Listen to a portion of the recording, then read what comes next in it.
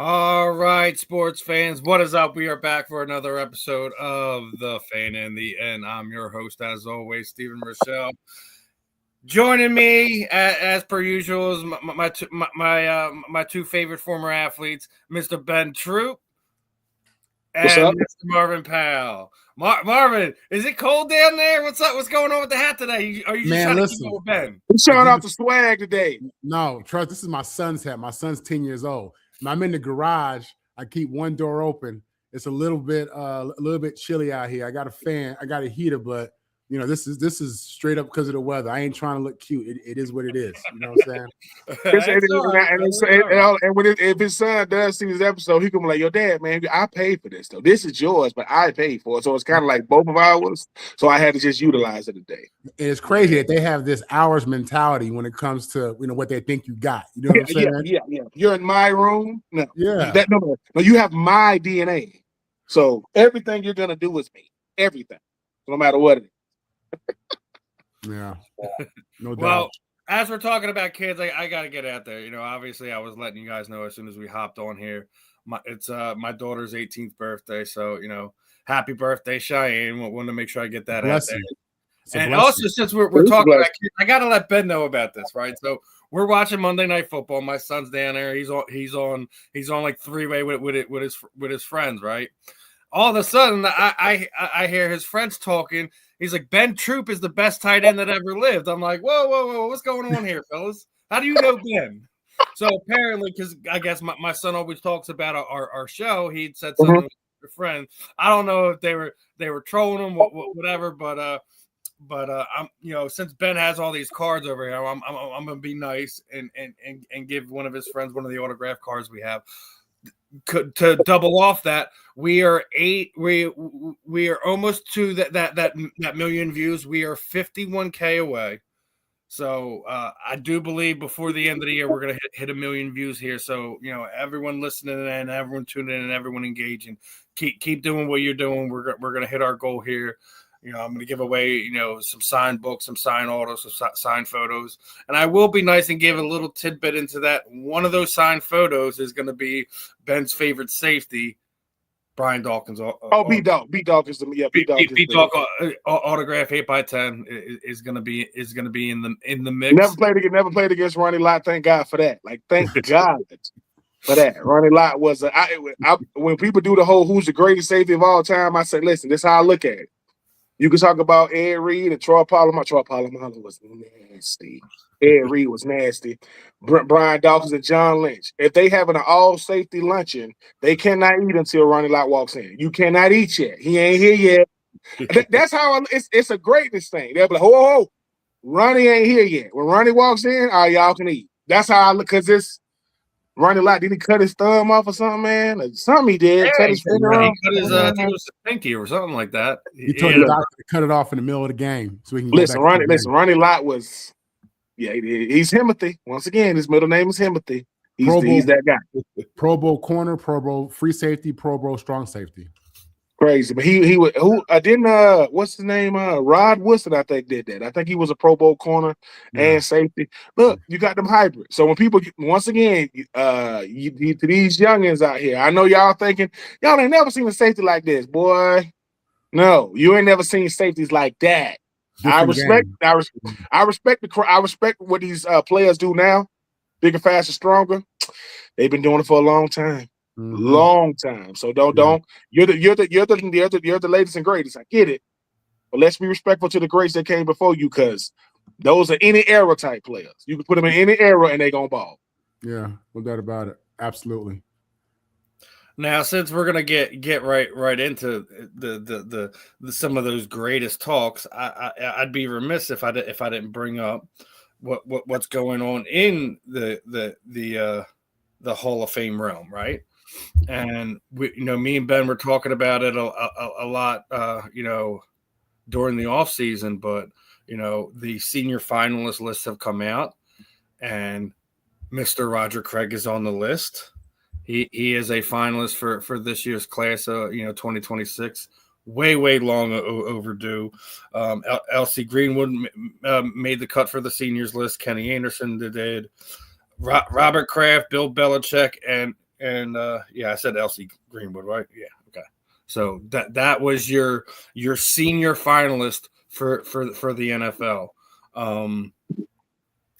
I wouldn't care if Robert Kraft and Bill Belichick didn't get in this time, but I would very, very, very much like to see Roger Craig finally getting the nod there. One of the first running backs to do 1,000 yards rushing, 1,000-yard receiving. It's long overdue. We're gonna beat down this Hall of Fame voting thing a little bit today, but want to get everyone's thoughts on this one. Marvin, the names I just listed, LC Greenwood, Kenny Anderson, Robert Kraft, Bill Belichick. Who would you like to see get in from the that senior committee? Absolutely, it needs to be Roger Craig first and foremost, in my opinion. I think the Kraft and Belichick absolutely deserve to be in. They should be. It should be first ballot, in my opinion. But just going back, Roger Craig's been retired for over 20 years now, and I remember the season he did 1,000 yards rushing, 1,000 yards receiving. That was significant. I don't think today, even though it's not often done, I don't know how many times you've seen that happen since he's done it. That's not something that we talk about enough. You know what I mean? Just the reality of what his place was in that great San Francisco 49er offense. Yeah, they had Jerry and they had Joe. Don't get me wrong. I get that. And Joe was the guy. But this is an old school. This is like Bill Walsh was the creator of the West Coast offense, which relied heavily on a run game. And with Tom Rafton at fullback and Roger Craig at tailback, that was really the core of their team. That was the foundation of their offense. And this guy, you really can't. You can't talk about Joe Montana or Jerry Rice in their championships without talking about Roger Craig, because he was such a big part of that whole organization and what he did in that offense. So no, the guy ran hard, ran with high knees. He ran the ball like an 80s running back should, but he was athletic enough to come out the backfield. People imagine a more physical Christian McCaffrey. That's how I would describe him, a more physical Christian McCaffrey. And I got nothing but love for Christian McCaffrey. Straight up baller. But Roger Craig was the first. He was the best, dual threat running back, I believe. You put him and Thurman up there in that conversation, Thurman Thomas. But Roger Craig he meant so much to the game and so much to that 49ers organization. He was it for Bill Walsh. To me, he was the foundation of that offense, and you got to put him in the Hall of Fame. He's first and foremost, in my opinion. Ben, your thoughts on this one? Yeah, I agree. I agree with everything. I double down on what Marvin just said. Roger Craig isn't appreciated enough for what he was able to carve out for himself on that team. That it's only one football, and for him to still be their running game was so potent through him. I know that Ricky Waters, came through there later on. Roger Craig, 1,000 yards rushing is an accomplishment. 1,000-yard receiver, I did both, and he got Offensive Player of the Year with that many stars. So Roger Craig, when you talking about you talking about one-on-one with that linebacker, it was a wrap. Now Marshall Faulk, people like, man, they ain't never go back to Roger Craig, and he's not catching it for 3 or 4 yards. He's catching it running down the field. And I think I saw, I can't remember what game it was this year, Roger Craig was actually coming up to Christian McCaffrey. We appreciate today because of the yesteryears. Like people always, I ain't never seen, dude, Roger Craig was so good at football, man, it was embarrassing. That's back when Nebraska had the best running backs coming out of college. Back to back to back to back. And people were saying, hey, man, when you coming from such a run-heavy team to go to a team like the San Francisco 49ers, how do you – let me show you what I can do. Let me show you what I can do. Steven, we was blessed enough to talk to Irvin Fryer. Look, that's back when Nebraska was putting him out. That receiver, running back. And Roger Craig is one of those guys that just ask other running backs. Like, ask guys that's in the Hall of Fame, want to be in the Hall of Fame. When you say Roger Craig, they sit back in their chair like, oh, yeah, that dude right there. Because you don't need to have 10,000 yards to be a Hall of Famer. What did you do with the time you had? You take Roger Craig off that offense, it's way different. Guys gonna still do their numbers.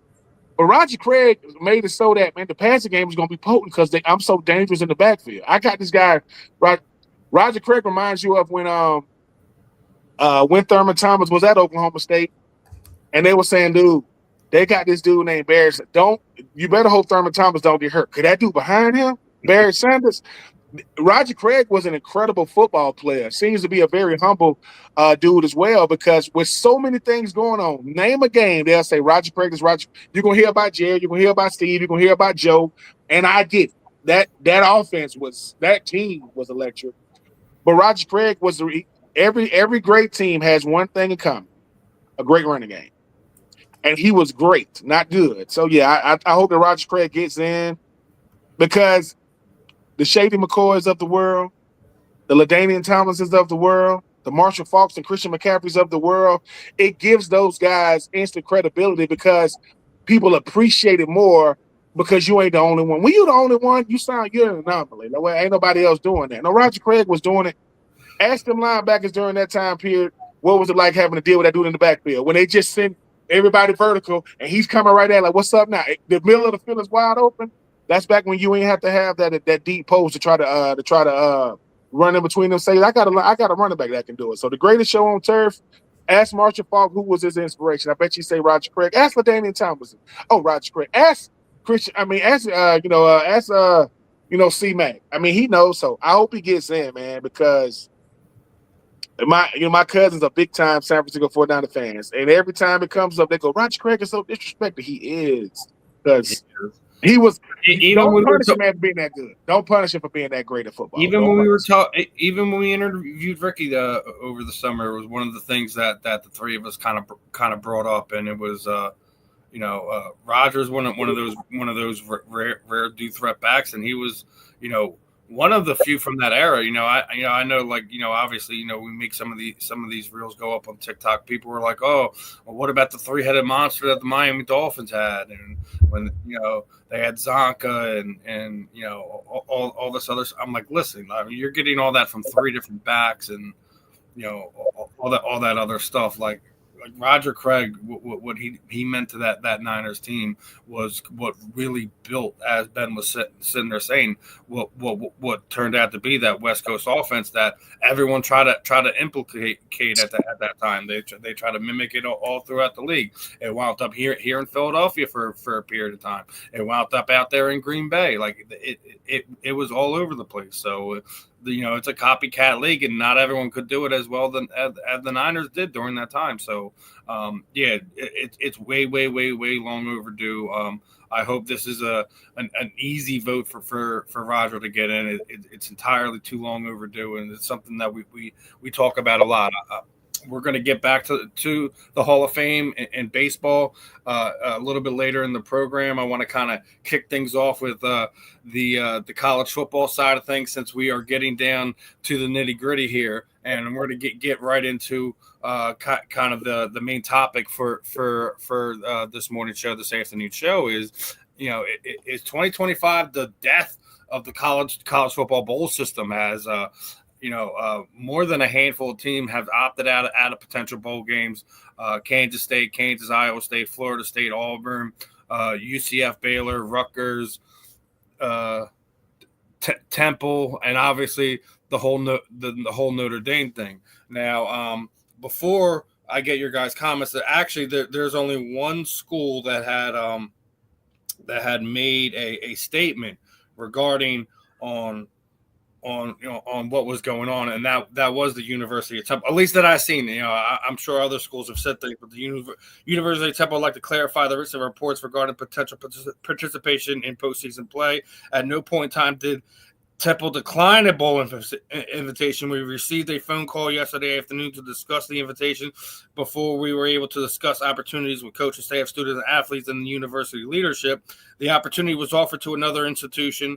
The value of the significance of bowl participation was disappointed. Our student athletes, fans, university at this point in time did not work out. Temple remains committed to transparency and making responsible decisions in the best interest of our student athletes and the institution. So obviously, again, wanted to make sure that the Temple aspect of that was clarified. They did receive an invitation as they went to go back and go over it with coach and staff, students, student athletes, etc. It was offered to another university. They wanted moving on, but seeing what has happened, over the last week or so with universities opting out of potential bowl appearances, whether it be because they weren't in the college football playoffs, whatever. Do you feel like this is going to be the start of the end of the death of what is the bowl appearance? Let's start this one off with Marvin. I don't know. I think it's too early in the process. Like right now, we're still trying to figure out how to handle the transfer portal, the window, when it's going to happen, when players are going to come and go. You got so many guys now. Now it's so common for these kids to want to transfer after the end of the season, do these one-and-done deals. Maybe these teams don't know what they're going to have. In my opinion, of all those schools that you listed, I didn't see, any elite level programs. So these are teams who probably, in many ways, like Florida State, they won 5 games and they got invited to a bowl game. These are teams who probably don't feel great about their chances. I think that as a university, you probably want to give your seniors, those fifth-year players, those last-year players, an opportunity to get some more film. Because trust me, this time of year, all they're thinking about is, am I going to get drafted? Where am I going to get drafted? Do I have enough film to get drafted? Then that's just normal. That's normal. That's okay. So I think it would be great for those older guys who want that film. And I also think, for your younger guys who are going to stay, it's an opportunity to practice. I mean, bowl prep is a big thing. There's real growth in a player in those 15 practices. That's a lot of practices. You know what I'm saying? So, you get these younger guys in there to get more reps. That's how I look at it. Now, when I was at SC, we had 2 seasons where we went 6-6.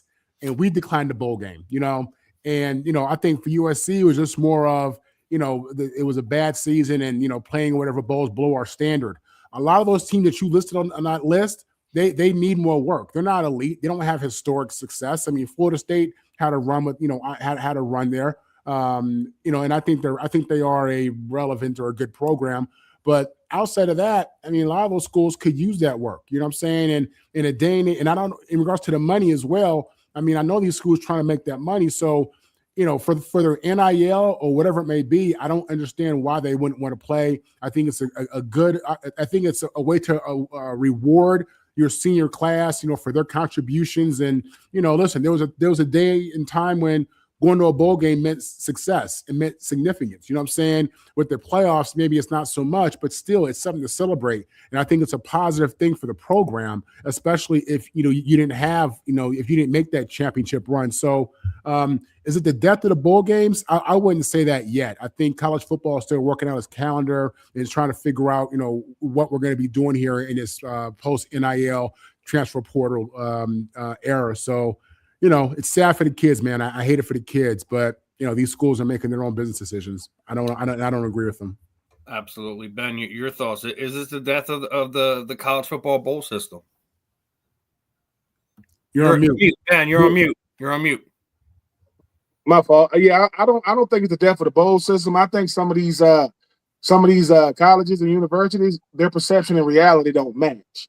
What they think they were is not what they are, and if you are Florida State and you won 5 games, people want to give you another opportunity to kind of right some wrongs, and you said, no, we're not going to go. That either means, one, we don't think we're going to win the bowl game, or we don't think we can bring any quality to that bowl site.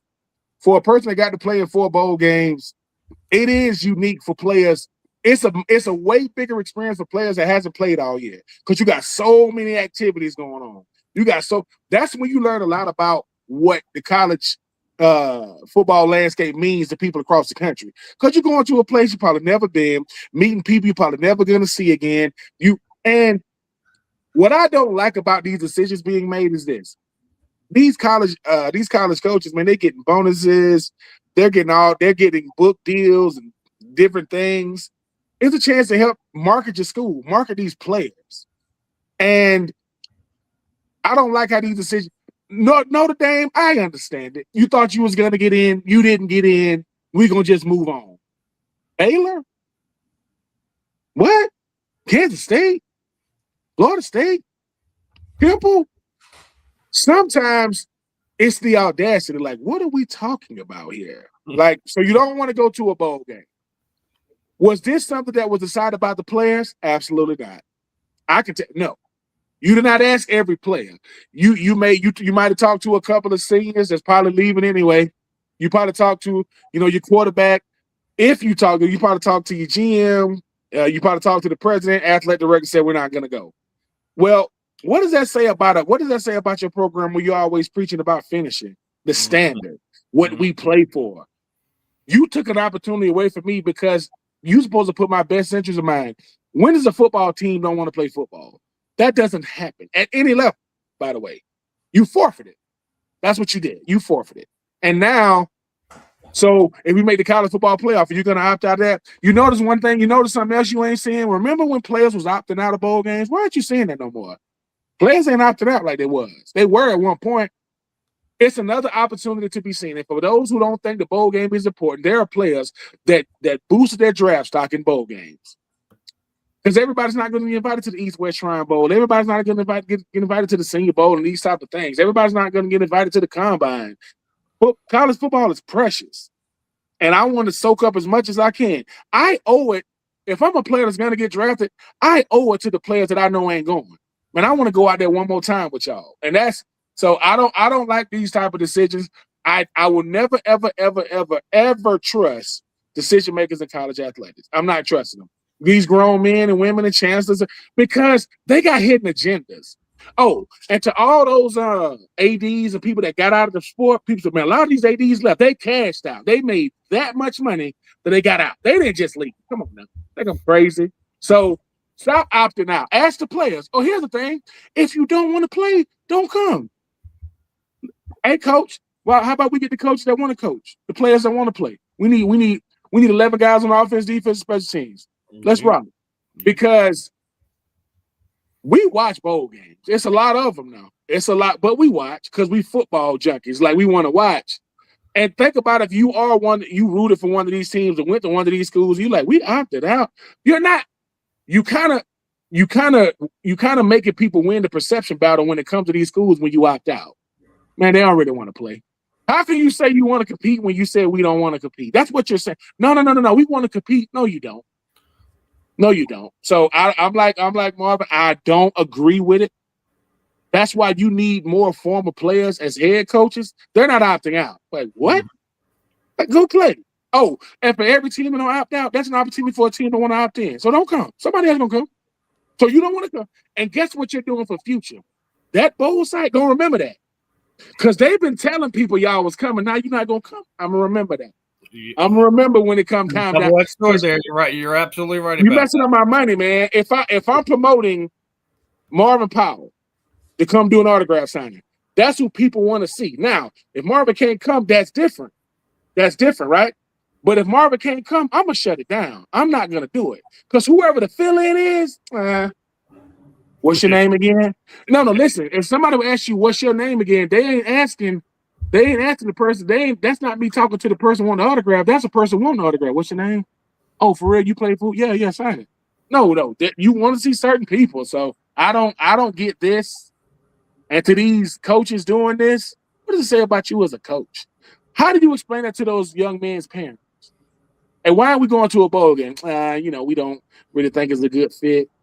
Do you think it matter what your record is in a bowl game? Nope. That's why Florida State got invited. It doesn't really matter at that point. 9 wins, 10 wins, 5 wins. A 5-win team that didn't make it told a bowl site no because we Florida State. What does that mean? It used to mean a lot more than it means now. So yeah, I don't get this portion of college football. So as much as people think that transfer portal, NIL is ruining the game, who make the decisions? Grown men. That's who making decisions. And this the best decision. So the best decisions you can tell a football player, a competitor, is we ain't going. Now, in the words of Willie Beeman, when you're talking to Al Pacino, F you, coach. I ain't buying your brand on any given Sunday. I ain't with that. Now, to stay on the college football realm, we have a few more topics we're going to go over, but as we were mentioned, the college football playoffs have been announced. The bracket has come out. Obviously, Indiana, Texas Tech, Ohio State, and Georgia all get buys. I still think that when you're asking me, just the outside looking in, the premier matchup is Alabama and Oklahoma, in my opinion. I know Texas A&M and Miami should be fun. We got Ole Miss in there. We got Oregon in there. What are your guys' thoughts? What are your guys' early predictions? How do you see this playing out? Let's start off with Ben on this one. Let me. I know everybody wants to talk about JMU and Tulane. I get it. Everybody wants to talk. No, nobody want to see no JMU Oregon. Don't nobody want to see no Tulane Ole Miss. Let me tell you about this though. Do I think that Oregon gonna beat JMU? Yeah. Do I think Ole Miss gonna beat Tulane? Yep. Do I think it's gonna be more exciting than people think? Yes, I do. Because you have elite programs around the country. And then you got certain programs are in it that they are in elite conferences and they get grouped in. Ole Miss is not an elite program. It is not. It's been real good. It is not an elite program. Oregon, I mean, Marvin, you may look at it a little different than me. They've had some moments. Like, here's the problem, right? Here's the problem with Oregon. Oregon, they talk about Oregon like it's SC. What? No. For this reason, what has Oregon won in their history? Because what I'm saying is, when Oregon left the Pac-12, nobody cared. When SC left, they're like, what? Because it's different. It was different. So for me, these people talking about, man, Tulane gonna get mollywopped by Ole Miss. They better. Oh, Oregon gonna mop the floor with JMU. They better. Because if they don't, they're gonna be like, wait a minute, everybody thinking that G5 shouldn't be in this thing. You couldn't beat a lot of these G5 schools could beat some P4 schools. Make no mistake about it. Don't get it twisted, man. We get caught up in the prestige or the perception of a school. The game is Alabama, Oklahoma. Coach DeBoer, he better not lose to Oklahoma 3 times because he done lost to them in back-to-back seasons. He better find a way to win this one. Because if not, they're gonna be like, wait a minute, you could beat Alabama, you could beat Georgia in back-to-back years, and you lose the freaking Oklahoma, not just in the regular season 2024, 2025, and in the playoffs. Yeah, it's gonna be chaotic in Tuscaloosa if that does indeed happen. But I'm looking at these G5 schools. I mean, because as an uncle of a young man at a G5 school, Kennesaw State, I think about them all the time. I think about if I went to a G5 school, and for people thinking G5 schools don't really have big time players, the HBCU schools. Have you ever heard of Walter Payton? That's Jackson State. You ever heard of Michael Strahan? That's Texas Southern. You ever heard of what's that bum name? God, Jerry Rice? That's Mississippi Valley State. So when you talk about Shannon Sharp, Savannah, it just goes on and on. Are HBCUs gonna get in? No. Hell, we'll have to freeze over twice for them to let them in. They ain't gonna do that. But when it comes to this college football playoff, I think they did get it right. If you Notre Dame, pick a conference, get in your conference for real. I don't want to hear that Notre Dame. You pick your own schedule and you're lost. So I don't want to hear. So way early prediction. Who's your early favorite to win the college football playoff this year? Because Indiana, I think Indiana is a team that's really, really scared, but they already beat Ohio State. You got to potentially beat Ohio State twice. Now you beating them twice. Georgia is the scariest team in it, but I still think Ohio State, I think they might still be the best team that's left in this thing. Georgia's incredible. Indiana got, Mendoza and what they're doing with Coach Signetti and them. I think they're the best story. But I still think Ohio State and Georgia are the usual suspects, man. When you've been doing it year in and year out and you know what it takes to win one game, I think it's going to be hard to beat them too. But we'll see, man. We'll see. Because as soon as the team don't get in, let's go to 14 teams. Let's go to 16 teams. Let's go to 32 teams like the NCAA tournament. No. Everybody ain't going to make it in. And I'm sorry. If you want to pick a team that should be in, that's not in, how about you take away Miami and put Vanderbilt in? I'll put Vanderbilt in over Miami. Yeah, I'll put them in over them, and I wouldn't have no problem. People say, why would you put Miami in? Miami has never won ACC. How long have they been there? Since 2005. But they talk real loud, don't they? How you be there 20 years, you ain't never won it, but you be beating your chest. We'll see. I'm looking forward to the whole thing, though. I think that selection show was wild, man. People were Oh man, I pissed gotta when throw Notre this up Dame there didn't just get in. because I know it's in there, and you got to comment on this one. Of course, listen, great season by Kennesaw State. My nephew plays for them, didn't get a lot of burn plays. Running back, Marvin, know what I'm saying? Number 2, he'll be out there next year. Look, Coach Mack, they went from 2-10 in 2024 to 10-3 this year, and they won the whole thing. Coach Mack went from making $850,000 a year to $2.5 million a year. Not counting that man pockets, but old Mama Mack loving that. I mean, she'll take that cheese. But I'm learning to root for the schools that no one really knows about. Look, you can't do what SC has done in football with Heisman's and that's solidified, right? That's solidified. But the young Marvin Powells of the world that's coming up, he got a legacy that's going to be hard to live up to with his granddaddy and his daddy. Well, guess what? If little old Kennesaw State got a shot to make the college football playoff, that's easy. That's an easier sale. And actually, And we can come to the game. I almost forgot. I almost forgot about it, and I didn't load the video up. What did you think about the Jacksonville State Troopers trying to stop the flag plane? Clowns. Like that was utterly ridiculous. It's one thing if there was players having back and forth and they're trying to break it up. But if you yourself are interjecting yourself in a situation that is custom at this point in time, it is something that almost every team does now. When you wind up winning a big game like that in someone else's house, is that you're going to wind up putting your flag right there in the 50-yard line. The fact that the state troopers got involved with this is clowns. It's clown behavior, Steven, for this reason, right? You don't want me to plant your flag? Yeah, don't let me win. Simple. Like, if I invited you to my house and your team beat mine, I can't tell you, man, stop all that celebrating, man. Stop all that. No. I don't like what. Why do cops want to go viral for stupidity? What's the problem? Didn't you see what happened?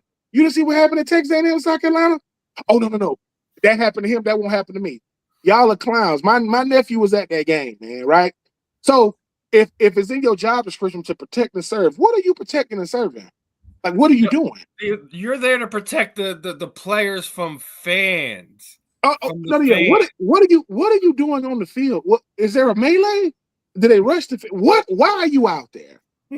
The best cops when it come to sports, you see them, but you don't know them.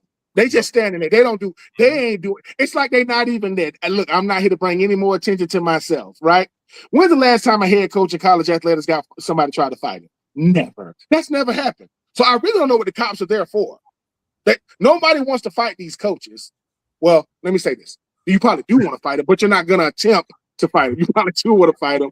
I didn't like it because why are you trying to take away from our moment, man? What do you think you're doing? You think you're going to go back to the camp? Good job, man. The way you was they were going to plant that flag. And I would have told him, hey, man, who's the starting right guard for Jacksonville State? I don't know. Get off the field, man. You don't even know the team. You don't even know them. So I don't like stuff like that. No, if I'm a cop, my job is to be a cop, not that other stuff. I thought it was nonsense. I'm glad Eddie brought that up, but I do want to move on because we got still a long list of stuff to kind of get to. Want to get Marvin started? I'm gonna pull the graphic back up.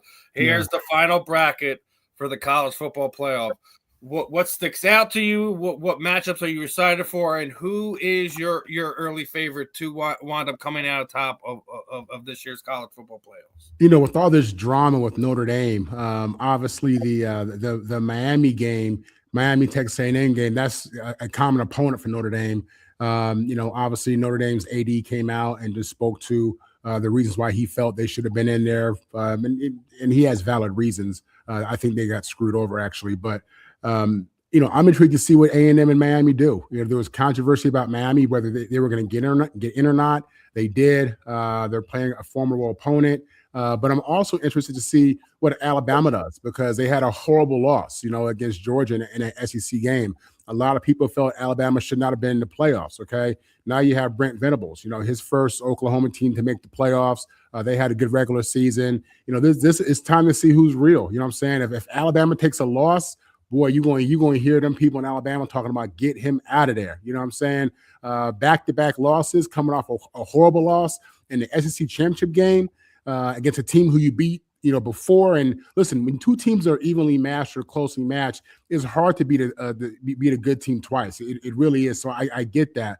But man, Georgia looked good against Alabama. So Alabama Nation, no doubt about it, is eyeing this game to see if they got the guy in DeBoer or not, or is he still coaching Nick Saban's guys? Because that's what you're going to hear. If these people ain't happy. Look, man.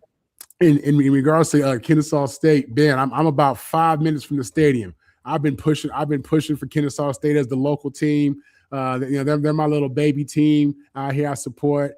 You had mentioned your nephew played for them. I didn't. I haven't seen him. I haven't. No. He was a true fan. This was his first year, so he redshirted this year. He's number 2. I'm looking forward to, I'm looking forward to seeing that joke out there, man. I mean, obviously, he's the youngest of my brothers 3. He is what my brother wanted to be in high school. My brother never played any sport because, grades and different things. And, to be able to have yours out there, man, ain't nothing like it, man. So when he finally get out there, and what was crazy is, I came out in 2000. My best friend on the team went to Furman. My nephew came out in 2025. His best friend on the team went to Furman. I won the SEC championship my freshman year. Didn't really play. He won a conference USA championship his freshman year. He didn't play.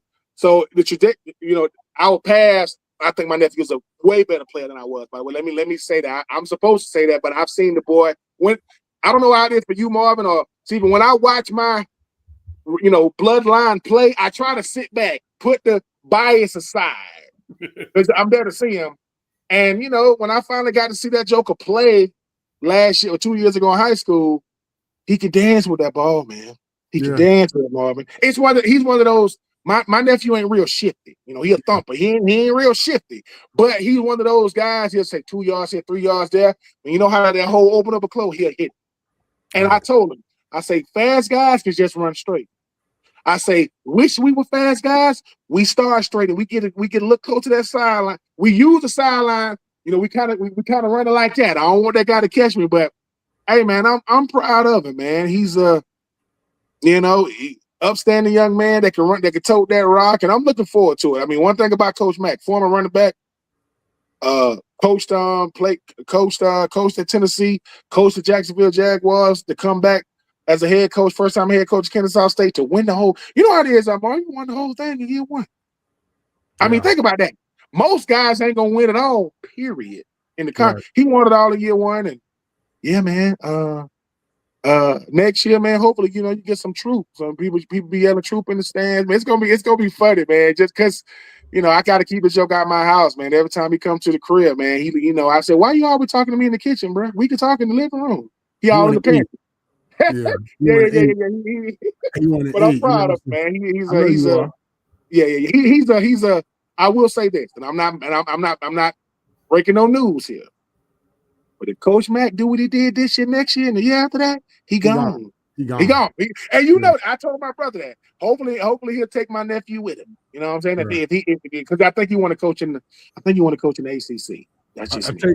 Let me touch on something Ben had mentioned earlier. Listen, with Oregon, you're right. All this hype but no wins. It's nothing significant, right? I think in this year's playoffs, Oregon is a team people ain't talking about enough. And I mean that. Listen, the Big Ten championship game last weekend was the first time I really watched Indiana, and that quarterback is impressive. He's tough, athletic, can make all the throws. Now I see more, why he was getting so much hype.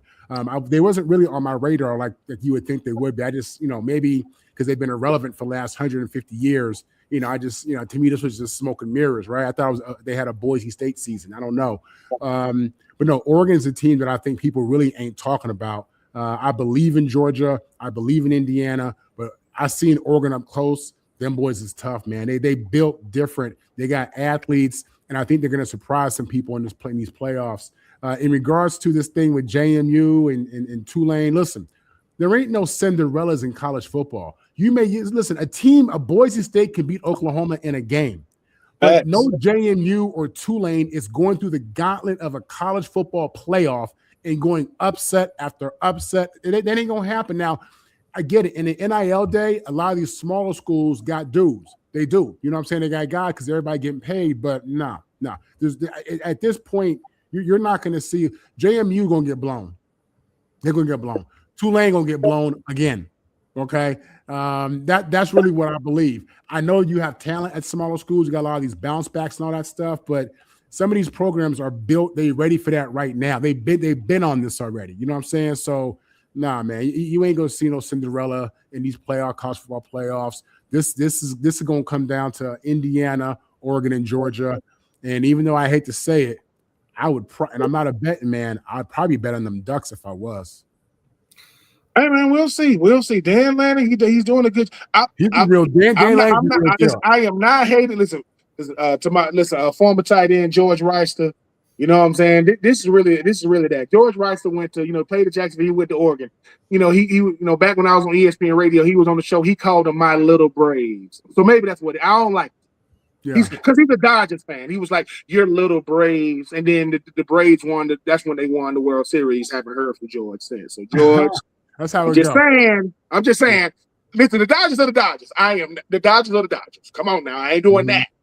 But Ohtani ain't no slouch, man. I'm just saying, you got the best player. You got the best player, on planet Earth. Then they compare him to Babe Ruth. That's it. Who else do they compare to Babe Ruth?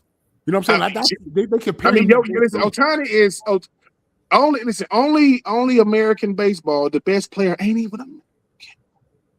Yeah. And I ain't mad at you. I ain't mad at Ohtani. I'm just saying we ain't got no Ohtanis. Y'all do got Freddie Freeman though. You took him from us.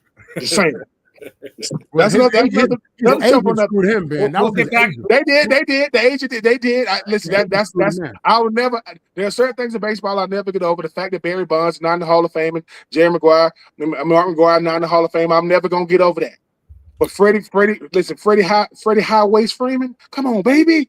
You don't let him go. And I love Matt Olson. Love Olson. We'll get back into baseball in a second. Steve, people in Atlanta were brokenhearted when Freddie left. These people was hurt. They was hurt, Steve. Well, we got some baseball topics. We're gonna get to it in hour number 2. My final thoughts on the whole playoff thing. I guess Notre Dame fans are salty. I'm gonna sit there and say what everyone sits there and say. Pick a conference. Exactly. Stop crying. Get more juice in the game. Steve, they choosing money. They choosing independent money over being in the conference. And listen, nobody's saying that. They choosing money over chips. That's true. And it's not just that. Like they've been doing this for a long time, and I think this is the year that the people in charge of college football is like, you know what, we're going to make an example out of them this year. They don't quite got enough juice as far as the quality wins, etc. They got some key losses. We're gonna make it hurt them this year for not actually picking a conference. I think this is going to change the fact that they're going to have to pick one next year. Eddie was just sitting there saying there's different Cinderella stories when it comes to football than basketball, but I want Indiana to do it just because they haven't done it. I love parity. I don't want to sit there and see the same old teams. And I'm even with Marvin too. I hope the Oregon Ducks do something so we can sit there and stop. I don't hope they do. I don't hope that they do. I think that they will. There's a difference. Okay. I don't hope that they will. I'm just to get that clear. I'm just saying. Yeah. Listen, we all got our favorites for this college playoffs when it comes down to it. I want to touch on 2 more college subjects, and then we'll get into some of that baseball stuff I was trying to get to before we get to some NFL stuff. We were talking about HBCU. We've been talking about Deshaun Jackson on here. He was officially named the HBCU Coach of the Year, and it's absolutely no surprise, especially to me, Ben. I know we've been talking about D-Jax a lot, for what he's done to Delaware State. I think he tripled their win total over a 3-year span. He had more wins in one season that they've had in the last 3. So big ups to Deshaun Jackson. Marvin, your thoughts on this, and then we'll get to Ben on it. Hey, listen, Ben mentioned it earlier. This is Long Beach Poly, baby. Deshaun's a Long Beach Poly guy. Growing up in the San Fernando Valley, my father and Deshaun's dad, Bill, were very close friends. So, again, Deshaun was always over the house when he was a young buck. And he had a certain energy then. And he took that energy up to Berkeley and then out to Philly and now leading his team as a head coach and coach of the year. I can't tell you how proud I am of this young man. He has a story to tell. He's had a life of elite level success. Like most young men, ups and downs and mistakes and all that stuff, but he's persevered, stayed the course. And he's such an example, such a phenomenal example of players and just young people and what leadership can look like and what leadership looks like. You know what I'm saying? And can't tell you how proud I am of this guy to get out there in his first year, in his first year out there. You know, so look, this guy obviously is passionate about this. It's showing up. You see the results of his hard work and his belief. I think he'll probably have opportunities, or he'll definitely have opportunities to move up at some point. But he's just getting started, man. I think this guy's just getting started. I watched him do an interview on the Breakfast Club where he was just talking about what this meant to him, just talking about all the situations that he can relate to with these kids and just helping these kids. And at the end of the day, all he wants to do is impact kids. He loves football and all that stuff, but he wants to impact kids, and he's doing that. So just a great headline for a former NFL player, a great headline for this NFL Shield, a great headline for people, so people can have a certain level of awareness and realize that, listen, we can build leadership, we can build coaches maybe in an unconventional way. You know what I'm saying? And I think, Coach Prom obviously has set the tone for that. You see many other guys following that lead, taking an HBCU route where they're having impact and also ascending in their coaching career. So kudos, congratulations. Very proud of this young man. And listen, hopefully he continues to build on this, because I think this is just the beginning for him. Ben, your thoughts on D-Jax? Proud of D-Jax. And sometimes things just work out the way they should for a guy in D-Jax who, I mean, as Marvin just said, all he want to do is inspire the next generation. I mean, him and his dad had such a unique bond with each other. And the thing about D-Jack is just like a Roger Craig, people do not appreciate the player he was. D-Jack was nasty good. Not the biggest dude. But super duper productive. And now D-Jack, coach of the year, him, Michael Vick get to play in Lincoln Financial every year. I hope they play that there every year. In the MEAC. Now he just got to make it to Atlanta to the Celebration Bowl. Not that it has to be that, but because now the world gets to see it. And you look at, I know we're gonna talk about it. You think D-Jack and Michael Vick and Prime ain't a big reason why Marshall Falk is at Southern? Like, look at what happens. And man, we go our next subject, Ben. You already know this. We'll get to that. Yeah. So I'm happy for him. I'm proud of D-Jack, because people think that when you are a player as great as he was, as much success he was, as much money as he made, they think, oh well, I've done mine. I'm good. No, man. I mean, what? As my grandfather said, you got 3 stages in life, man. You got to learn the stage, earn the stage, and return the stage. He's returning it, man. Based on what he's learned and earned, he returned it back to these youngins. And what can you say to him? Like, hey, man, I did it on the field. Let me tell you what I mean by doing it on the field. Anybody that disrespects an NFL player, come on, bro. He made it. I don't care if he has 1 yard or no yards. He's one of the best players to ever do it. Why? Because I got paid to do it. I ain't talking about NIL. You made it to the NFL, whether you play 1 play or 100 plays. I respect it, because you were a one of one. And for all the people that think, well, he just plays special teams, all right, go be a gunner. It's just special. Go be a gunner. They earned their money, man. I'm telling you. Ben, he was a Pro Bowl returner and receiver in the same year.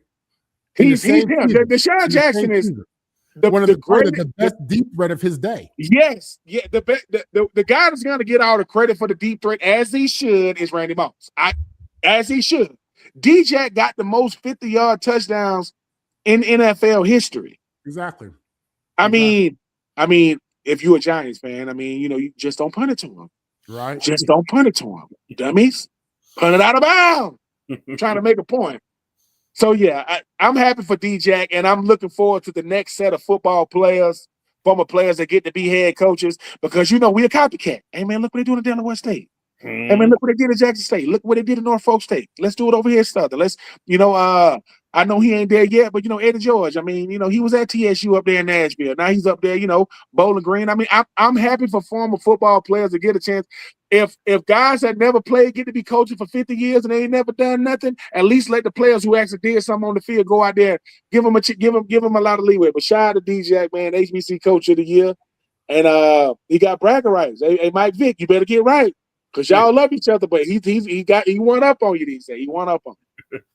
And as we were talking about Marshall Falcon and Southern University of HBCU, obviously we know he's been on Deion Sanders' coaching staff at least for the last year, and gets his opportunity now to run his own program. What do you think the effect that Marshall Falk's going to now have on this program? We'll start this one off with Ben and go to Marvin. Similar, if not greater than what Prime has done. You don't think Deion Sanders knew he was going to Southern? Of course he did. But he said, dude, come over here first. Why? You got to see what it's like. Look at what Deion does. Hey, listen. Let you come over here to see what it's like. See what it's like to have to run a practice. See what it's like to have to run. Deion is the pipeline. Make no mistake about it. You know who's going to be next in line to get a head coaching job if people are willing to do it? Warren Sapp. Watch. They're going to be getting. And so I'm happy for Marshall Falk. Listen, when Marshall Falk first got hired, when he said, hey, man, I'm Marshall Falk, Google me.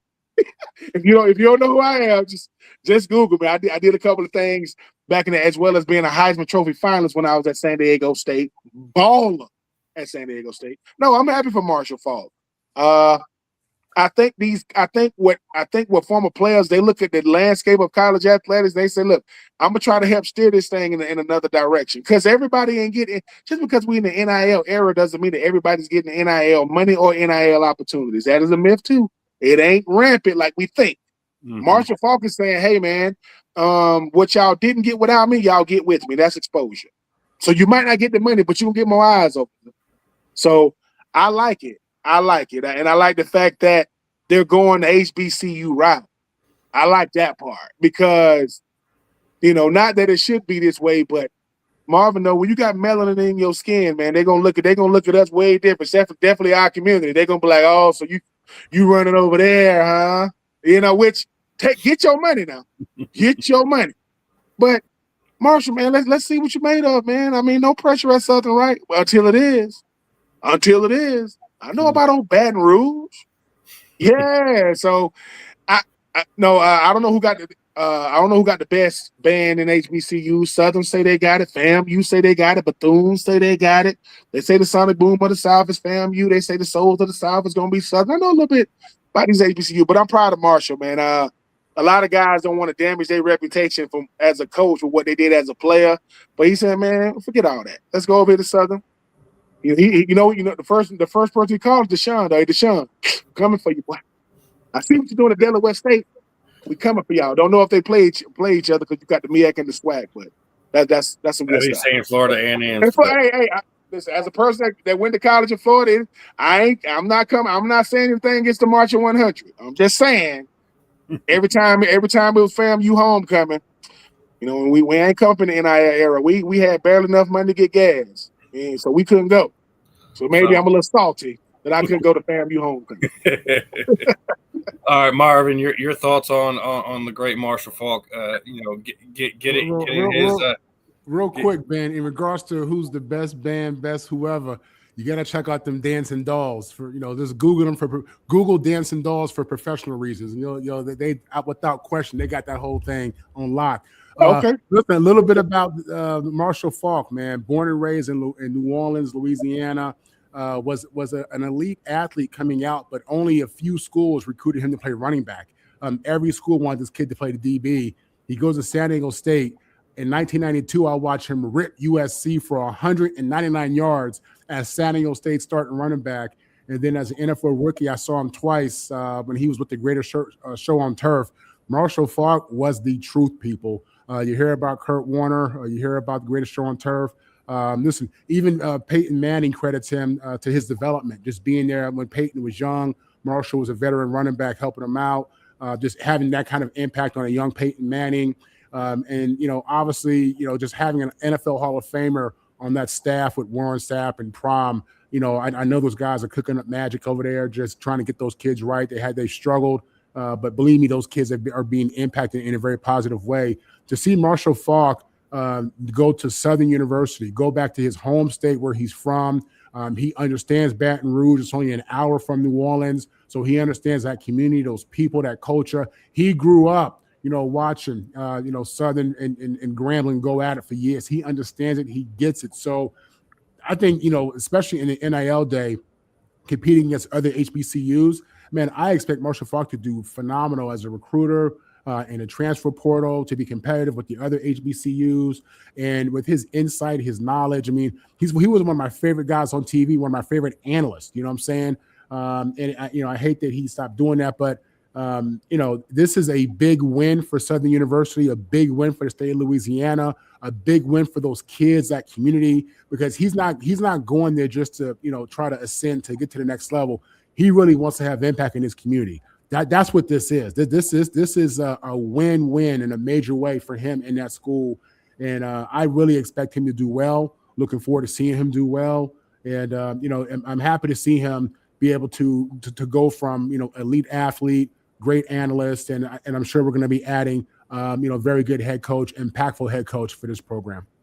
I reiterate all this stuff,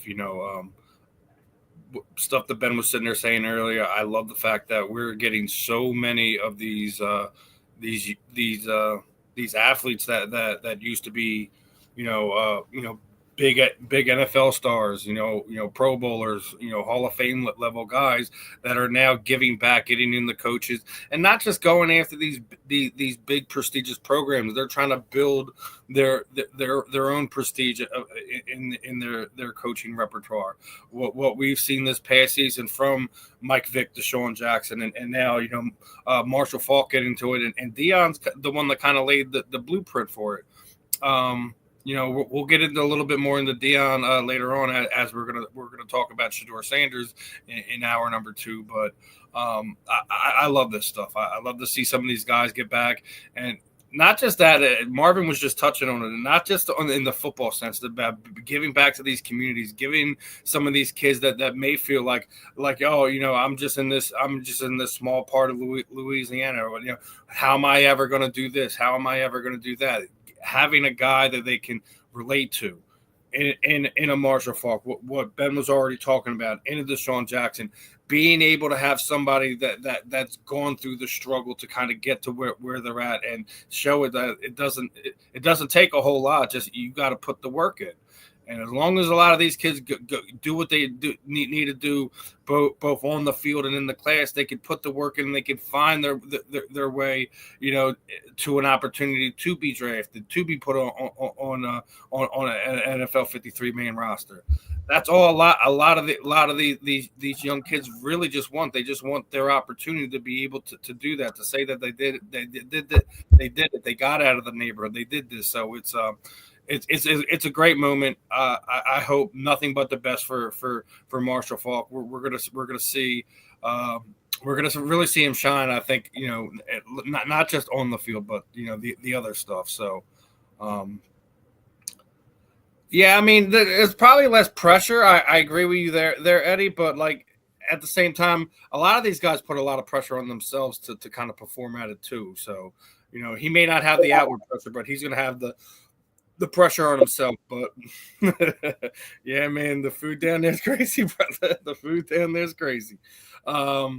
But as we get ready to go into some football topics, the first one I want to get to is, we're talking about great running backs, great prestigious guys this year, or in the past when we're talking about Roger Craig. We just got done talking about Marshall Faulk.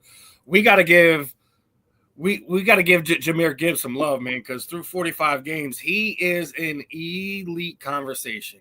He's got more yards per carry than Barry Sanders. He's got more total touchdowns than Jerry Rice. He's almost got more total yards than Emmitt Smith through 45 games.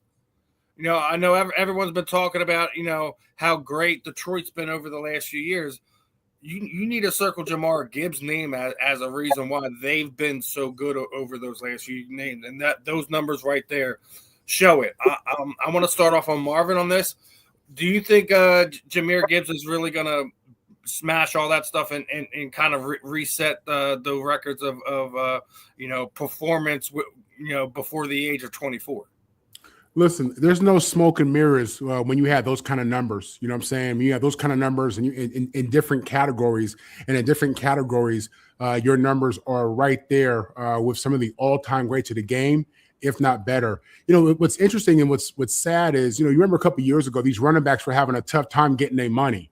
They had a tough time getting their money. But if you look, again, you look at any NFL champion, right? Any NFL champion, whether it was Brady's 6 in New England or anybody outside of that, there was always a running back. There was always a dude. Maybe he was just there for Corey Dillon, just there for a year or two, whatever it may be. But whether it's your Eagles, I mean, there's always a running back. So and whenever the game's on the line, we talk about in the trenches. That's that running back. Can the defense stop the running back? Can the offense get that ball? In those gaps. It's unreal how we've downplayed the significance of the running back. Granted, we've gone to this, spread offense, if you want, in the NFL now. It's a little more run and gun than how we kind of grew up. But the running back still matters. You look at Detroit, having Ben Johnson out the picture hurts. They lost their OC, they play caller, their brain on offense. But now we're realizing not just Ben Johnson, but Jahmyr Gibbs is a big part of this deal. You know what I'm saying? He's a big part of this glue, what's holding this whole thing together. Phenomenal talent, young guy. I don't watch it. There's no deception in his game. This dude's tough. He's explosive. He's fast. He hits that hole. He accelerates. I mean, this is a guy who's splitting carries, but it's probably to his benefit, to be honest with you. But this guy's balling, man. We're watching greatness. I mean, he is at this point in his career, his first few years, he's playing elite level football, as good as any running back to ever play in a game. And I think in a lot of ways it is going unnoticed until you see, that kind of internet posting with BetMGM, reminding us and letting us know, hey, let's stop and take a look at this guy because his numbers are historic. They are. Ben, your thoughts on Jahmyr Gibbs?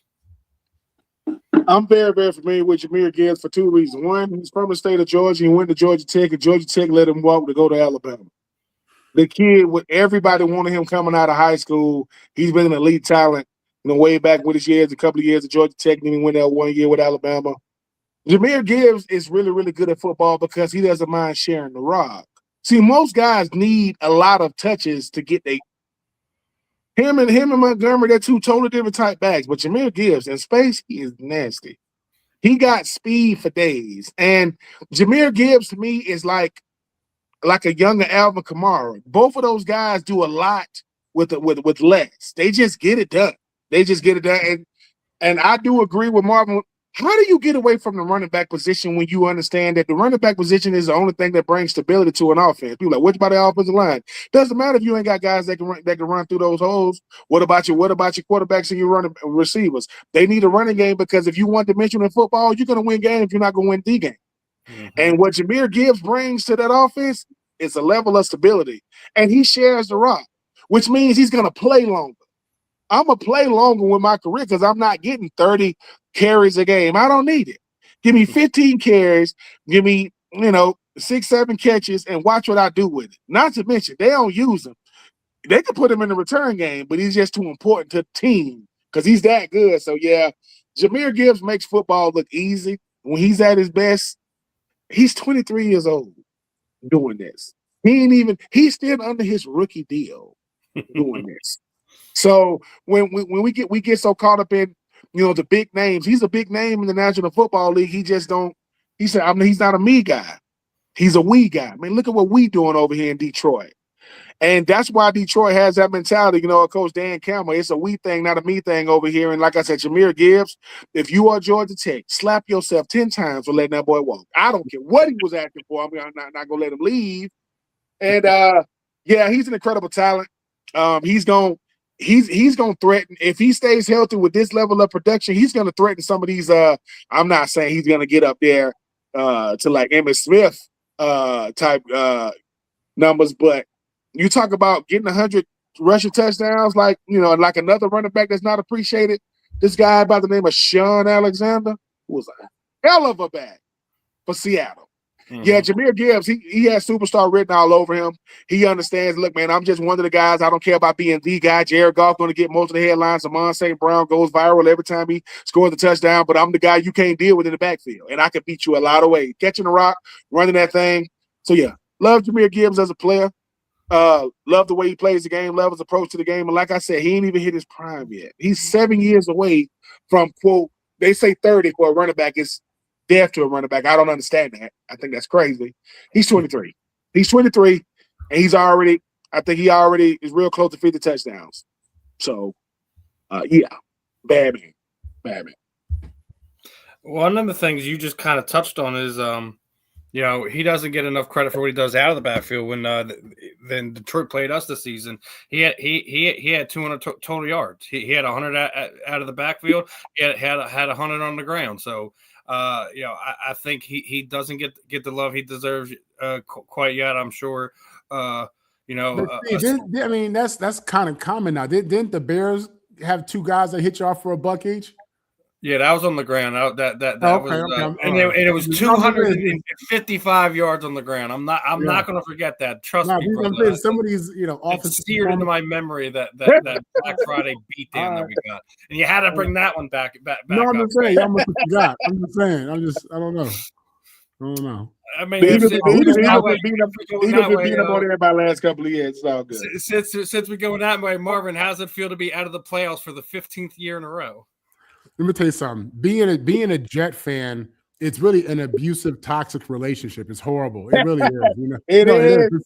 This is, I mean, and what should suck us as Jet fans because we're loyal. We're loyal. Every year we go into the season believing.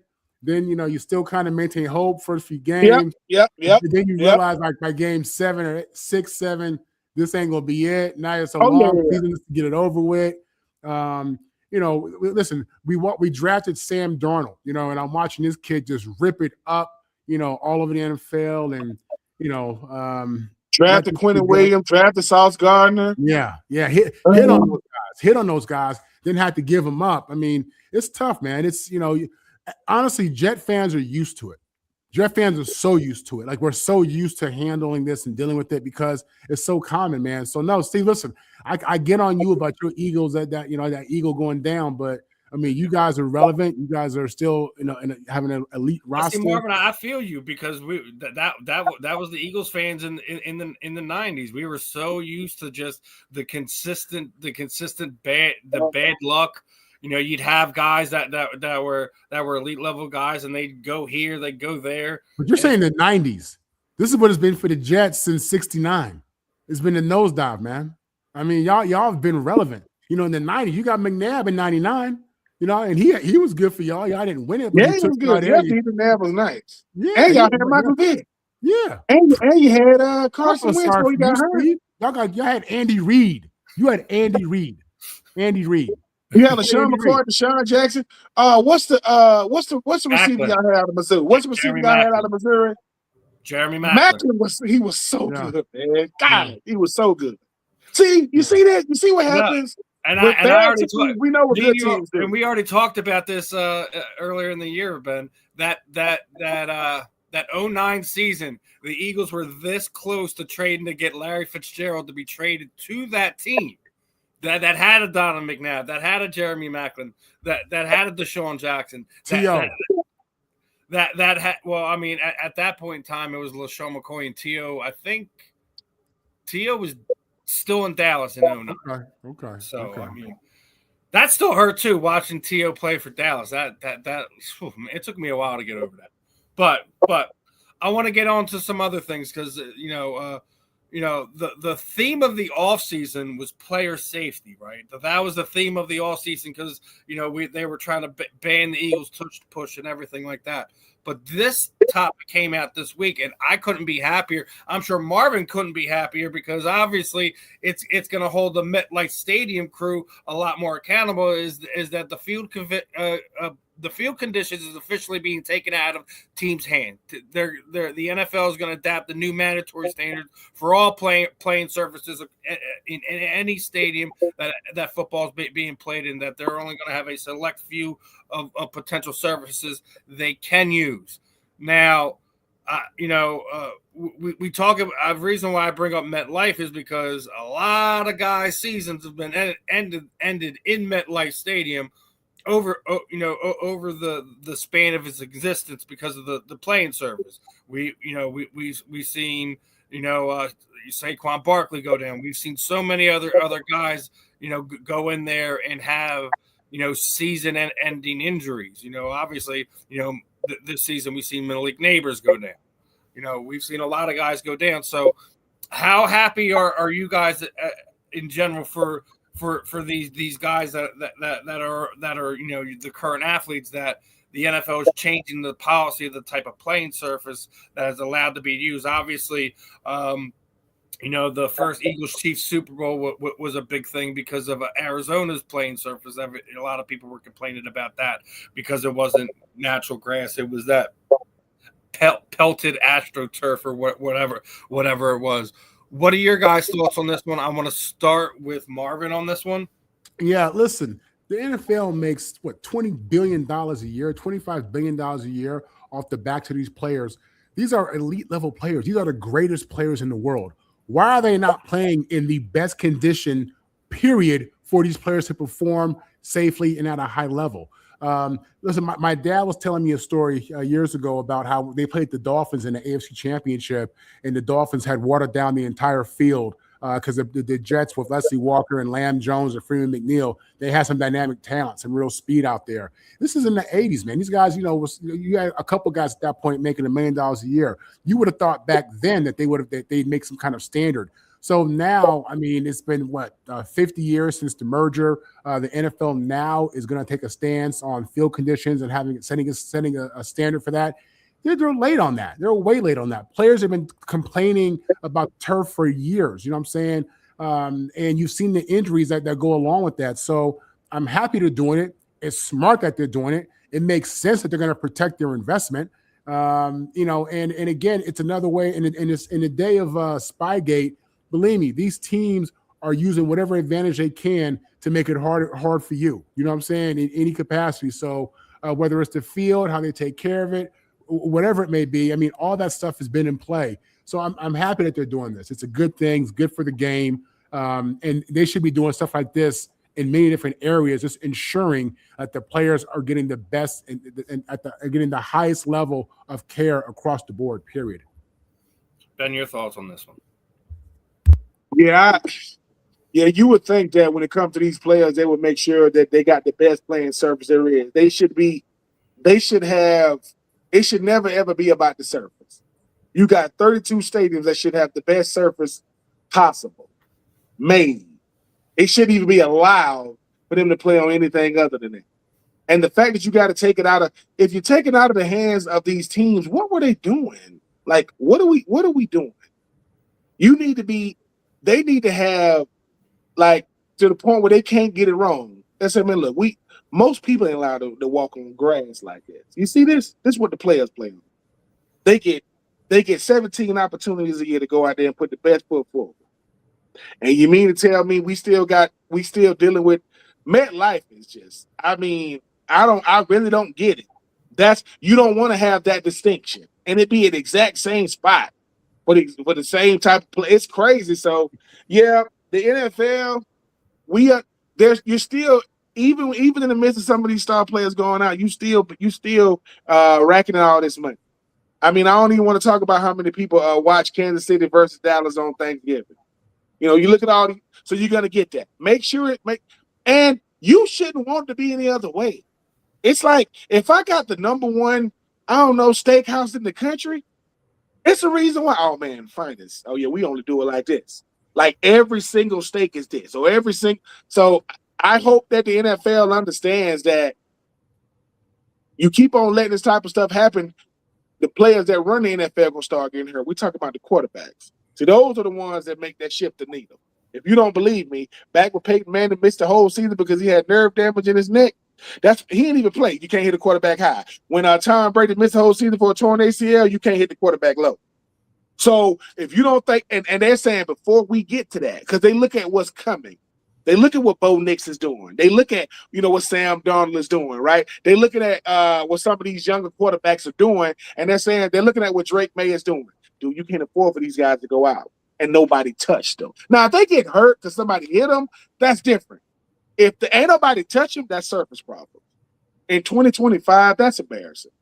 We got surface issues with the top 32 stadiums in the country. They have to be the top 32 because they're the only professional stadiums in football in the country. Come on. And the reason why they take it out of the hands of these teams, because some of these teams, they cheap as hell. They are cheap. And they always trying to save money. So that's what they're really saying. You know what? We're going to take it out of y'all hands because y'all cheap. Browns, Cincinnati. If Cincinnati charged their former greats to pay for their own flights and the hotel accommodations, you think they weren't about the surface? Well, they got grass. No, man, this ain't Pop Warner, right? Buford, Georgia got the number one team in the country. They spent $65 million on their football facility. They're the number one team in the country. A high school team in Georgia can spend $65 million on a football alone facility, and MetLife won't get real grass. Come on, man. I know dirt with green paint painted on it when I see it. Come on, man. That's ridiculous. Let's do better. We'll see if is it gonna keep people from getting hurt? Probably not. But can it prevent more injuries? Only time will tell. Yeah, I mean, I think overall, we've kind of, we've already been on this. They say player safety is the most important part. You've been touched on a lot of these teams, owners, etc. Just that they don't want to put the money into the maintenance of it and stuff like that. I get it to a point, but this, like we talk about, this is a multi-billion-dollar organizations here. The NFL as a whole. So would like to see the same quality. It doesn't matter where we go now. I mean, I remember, what was it, 98? We had a game canceled here in Philadelphia because Brian Billick was like, look, there's seams on the field that I can literally slide my whole foot in. I'm not having my guys play out here, and they canceled the game. And guess what?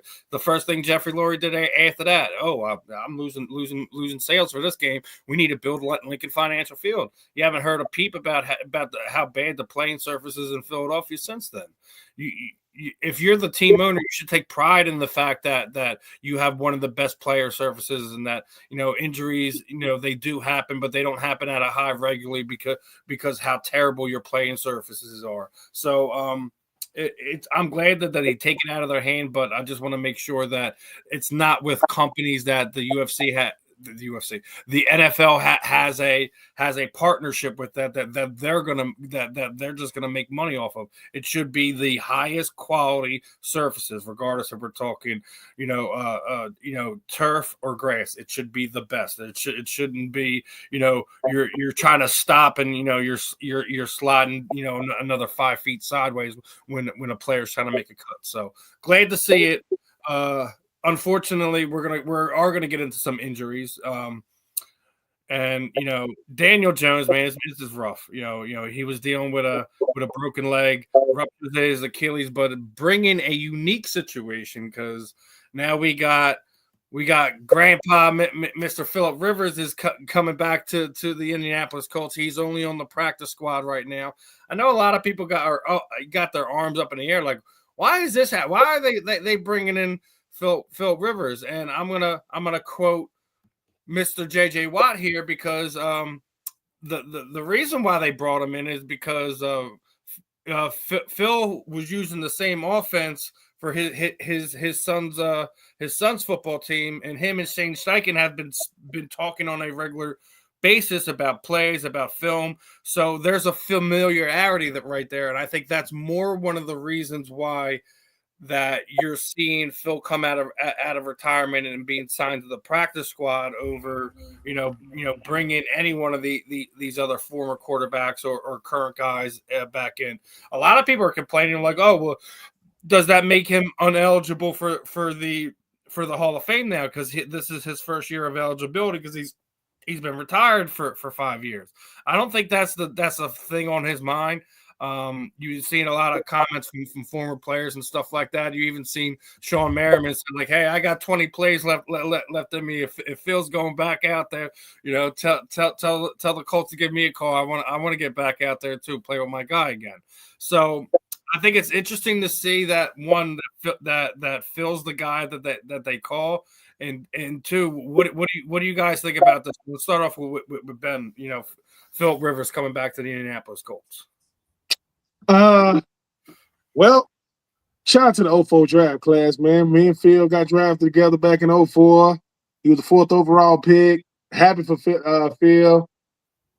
This says two things. One, the quarterback situation in Indy is a mess because they don't know when Anthony Richardson. I think he's still dealing with some ailing injuries, and the Colts front office knows, or the Colts head coaches know this saves my job no matter what happens. So I'm bringing a 44-year-old guy that was sitting at the crib. Whatever he does is the bonus. Now, they can find a way to win this division. That'll be crazy, but Phillip Rivers is a grandfather. One of his kids has had a kid. And here's the thing. When you say, quote, we ran this offense in high school, you dumbed it down. You ran it, but you didn't run it like they running it with the Colts. Like, when people hear that, oh, so you telling me they making checks at the line? No, they're in the spread. Your son clapping his hands together, they get in the rock. That's what they run in high school. But Phillip Rivers is a guy that's never, ever, not been a guy that can run any offense. I mean, he can throw that thing. That's what he was known for, throwing the rock, facilitating these offenses. But that ain't Antonio Gates. Now, I like Warren. He ain't Antonio Gates. That ain't Jonathan Taylor. I mean, he ain't LaDainian Tomlinson, but he pretty freaking good. So we'll see what he does. When it came up that Phillip Rivers, I said, Phillip Rivers older than most of these coaches in the NFL now. It used to be, and Mike Tomlin didn't even know that Phillip Rivers was actually getting a shot because they said, a reporter asked him, so if your 42-year-old quarterback can play, 44-year-old Phillip Rivers, he said, wait a minute, Phillip Rivers is playing football? Like, yeah. He said, Mike Tomlin, I have no comment on that. I do not care. We are worried about what's going on with Pittsburgh. So I'm rooting for Phillip Rivers for a lot of reasons. But yeah, once he steps out there on the field, his eligibility starts over. So it got to be 5 years removed from your last snap. But that's a crazy conversation, though, right? Like, you see Indianapolis area code pop up on your phone. You like, hello? Like, hey, Phillip, listen, man. The fact that he could pass a physical says a lot about him. And I'm rooting for him, man. I mean, Phil is a year older than me, man. So, it's like, dude, I couldn't imagine. If they call my phone, they got the wrong number. Man, my fault. We're trying to call Phil. Ben, did he pass the conditioning test too, you think? No. They didn't do that. That was one of those. Hey man, can I do I got to run though? No. We just go. Come on. They probably can you give us like a gas to like over and back like under 25 seconds? Yeah. Under 25? Yeah. But you know what? Look, I mean, think about it though, Marvin. If they calling you at 44 years old, I mean, I got some stipulations too now. Like, how much practice do I got to do? Or how much film do I got to? You know what I'm saying? So, yeah. I mean, if you are Phillip Rivers though, man, he shows the importance of the quarterback position and how much he and for those who don't know, Phil has been there before now. Like, Phil played for the Colts before. When he left, what happened? I got some freaking stuff all over my freaking camera here. So yeah, so it's I'm happy for him, man. We'll see what happens. But Marvin, if he had to pass a conditioning test, what kind of conditioning test? Like what are they asking him to do? Is it the Albert Haynesworth conditioning test where I'm just running? I ain't really trying to make the time, or is it a conditioning test where they're just trying to make sure his heart isn't going to explode if he plays? Oh yeah, they'll say, listen, we're gonna go on. We're gonna simulate a 10-play drive to where you got to get outside the pocket. Do I get to call a timeout? Yeah, you got all 3 timeouts. Okay, well, let's start out with a timeout right now. Let's just before we even start. No, look, he passed the physical. He's on the team. The story of Phillip Rivers. If Phillip Rivers can do the unthinkable in 2025, and get this Colts team back to the top of that division and win it, oh, this is going to be a great story, man. I mean, he's already in the Hall of Fame. This will solidify it. We'll see what happens, but Phillip Rivers got a lot of kids, man. We got like 11, 12. Yeah, he got a lot. That's probably what it's more about. He just wanted to see what those checks are going to look like if he plays the rest of the season. But I'm just saying, man. He don't miss. He don't miss. Yeah, right. Marvin, what's your thoughts on this one? You know, when I hear this, the first thing I think to myself is people have to understand the NFL is really a young man's game. That's a young man's game. You know what I'm saying? And at 44, the thing about it is he knows what it is. Phil knows exactly what he's getting into. You know, and it's a situation where you hope that his body isn't really further down the line than he realizes, and he gets out there with them young boys. But that's why he's on the practice squad first. They're gonna put him out there. He'll get some reps in practice, obviously. They're one game out of first place. I mean, they're still in it. You know what I mean? So they doing what they can to show their team and just to try to win out here, win some games. With Phillip, I think his mind is probably there. He'll adapt to a degree to the speed of the game real quick. He's been out of it for a minute, playing with these high school kids. You know, my thing is how those hips really, how those knees really, how those ankles really. You know what I'm saying? Maybe listen, this dude may have been rehabbing this whole time, taking care of himself, getting his body back in balance. You know what I'm saying? So I'm rooting for him. I've always been a fan of Phil, how he's played the game, how he represents himself as a player.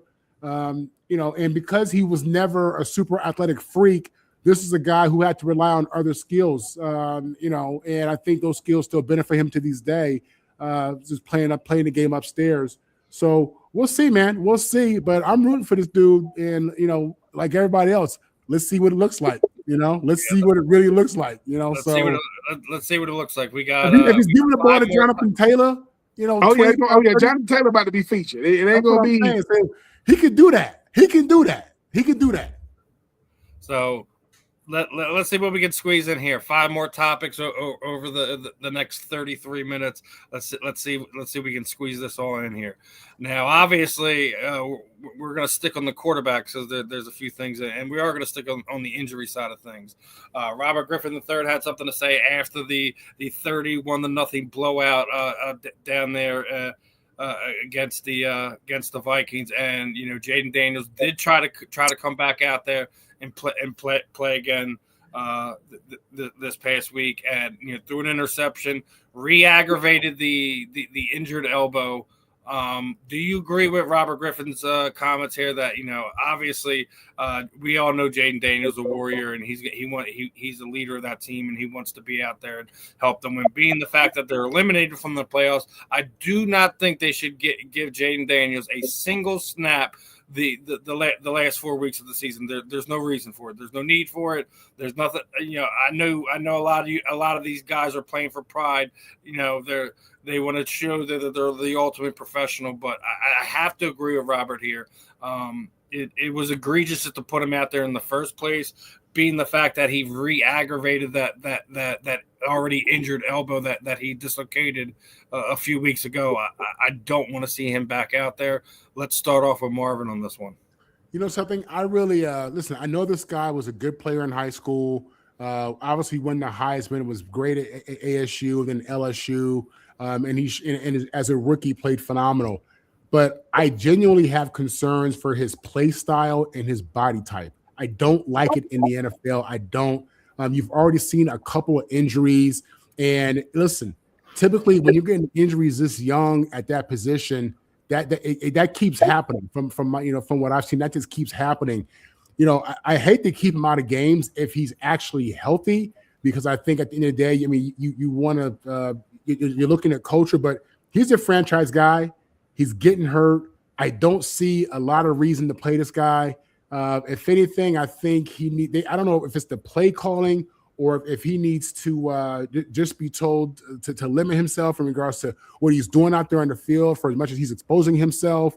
But there needs to be change with him, I believe. I think whether he gets bigger, stronger, a little more weight, I have concerns about his longevity. I do. So as I talk through this and I think through it, no, they should not play him at all. because I can see this kid. He plays hard. He plays a physical game. He runs. He dives. I mean, he plays like he's Cam Newton sometimes, and he's not. You know what I'm saying? And them defenders out there, if you running the ball and you're not protected in a protected position, these boys trying to knock your head off. This is a grown man's business out there. Them dudes out, you got DBs out there benching 400 pounds. You know what I mean? Squatting 400 pounds. This is so.